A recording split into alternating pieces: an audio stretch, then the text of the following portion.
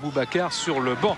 Bastia reste sur 2 victoires consécutives à domicile. Des Bastiais qui essayent d'enflammer la rencontre dès les premières minutes avec un ballon sur le côté pour Uras. Petite élimination d'Uras et une frappe qui ne gêne en aucun cas Lionel Letizy.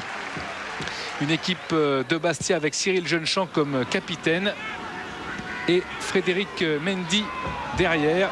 Pressing parisien avec Ogbéché, Ronaldinho en position de frappe, mais c'est assez largement à côté de la cage de Nicolas Pento. Des Parisiens qui essayent de tisser leur toile petit à petit pour contrer les hommes de Robert Nouzaret. Corner de Bastia au deuxième poteau et la frappe de Mendy qui était venu aux avant-postes. Une volée puissante mais largement au-dessus de la cage de Letizy. Encore Bastia contré par le Paris Saint-Germain. Solide. Alosio envoie Ogbéché.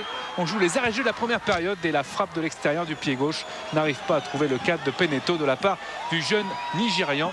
0-0. C'est le score à la mi-temps. Il y en a qui pensent déjà aux vacances avec le tuba et le masque. On reprend en deuxième période avec Ronaldinho.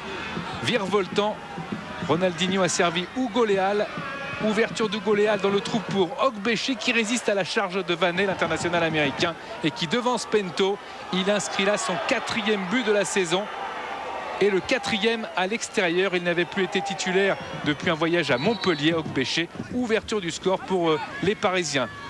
Le match un petit peu tendu, bien sûr, les duels se multiplient. Jeunechamp s'avance. Cyril Jeunechamp pour la frappe détournée d'une claquette par Lionel Letizy, très concentré, auteur d'une partie superbe. Lionel Letizy toujours vigilant sur cette frappe du capitaine Jeunechamp pour détourner ce ballon. Incident aux abords des grillages avec Cristobal qui a reçu un projectile. Quelques arrêts de jeu, quelques palabres. Et puis sur le terrain, la faute sur Cristobal encore décidément de Frédéric Mendy. Deuxième carton jaune. Monsieur Colombo, excellent ce soir.